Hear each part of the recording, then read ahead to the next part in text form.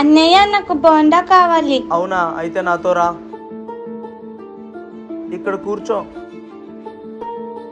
నువ్వు ఇక్కడే ఉండు, ఇప్పుడే వస్తాను. సరే.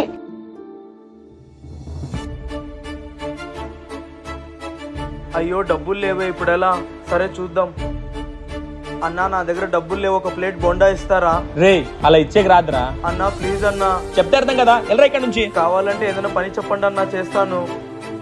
అవునా సరే, అయితే అక్కడ ఉన్న టేబుల్స్ అన్ని క్లీన్ చేసి మొత్తం ఒక చోట పెట్టేసి అంతా ఇక్కడ చుట్టుపక్కలంతా క్లీన్ చేసేయి. సరే అన్నా.